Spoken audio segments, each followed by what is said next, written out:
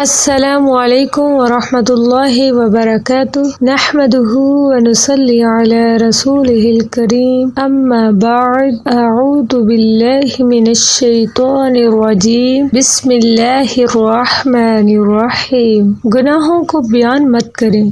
نبی کریم صلی اللہ علیہ وسلم نے ارشاد فرمایا، میری امت کے تمام لوگوں کے گناہ اللہ تعالیٰ بخش دیں گے سوائے ان لوگوں کے جو گناہ کر کے لوگوں کو فخر سے بتائیں کہ ہم نے یہ گناہ کیا ہے۔ رواہ بخاری، حدیث نمبر 6069۔ معزز سامعین، کچھ لوگوں کی عادت ہوتی ہے کہ وہ گناہ کر کے بہت فخری انداز میں لوگوں کو بتا رہے ہوتے ہیں۔ جب رب العزت کسی انسان کے گناہ پر پردہ ڈال دیتے ہیں تو پھر ہمیں اپنے گناہ کو خود ظاہر نہیں کرنا چاہیے۔ اس حدیث سے ہمیں یہی پتہ چل رہا ہے کہ اللہ تعالیٰ ان کے گناہوں کو بالکل بخشیں گے نہیں جو گناہ کر کے پھر لوگوں کو فخری انداز میں بتائیں، فخر سے بتائیں کہ ہم نے یہ گناہ کیا ہے، حالانکہ اللہ نے ان کے گناہ پر پردہ ڈال دیا تھا، تو یہ پھر بھی لوگوں کو اپنے گناہ کے بارے میں بتا رہے ہیں۔ اللہ تعالیٰ ہمیں ایسے گناہ کرنے سے محفوظ رکھے، آمین ثم آمین۔ اللہ ہم سب کے گناہوں کو معاف فرما دے، ہم سب کے گناہوں پر پردہ ڈال دے، آمین ثم